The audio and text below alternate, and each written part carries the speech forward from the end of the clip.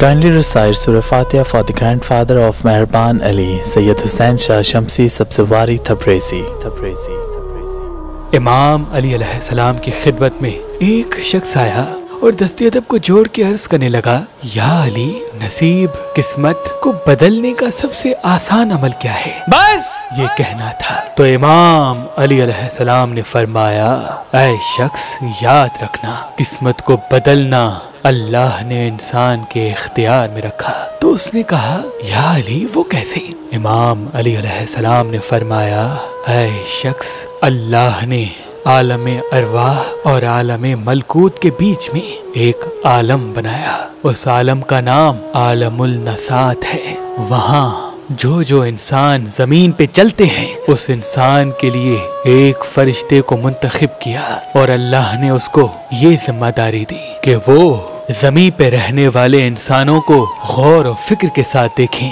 جو انسان اللہ کی مخلوقات کے لیے غلط سوچے تو وہی خرابیاں جو وہ دماغ میں سوچے وہ اس کے آنے والے وقت میں لکھتے۔ یاد رکھنا، جو انسان جیسا سوچے گا اس کا نصیب بھی ویسا ہی ہوگا۔ جو انسان جس کے بارے میں برا سوچے گا تو وہ برائی آنے والے وقت میں اسی کے سامنے آئے گی۔ اے شخص، یاد رکھنا، اللہ کسی کا برا نہیں کرتا۔ انسان کی بری سوچیں انسان کے مقدر کو برا بناتی ہیں، انسان کے مقدر کو برا بناتی ہیں۔ انسان ہمیشہ پریشانیوں میں مبتلا ہوتا ہے اور اسی پریشانی کا حل جاننے کے لیے وہ ادھر ادھر بھاگتا رہتا ہے۔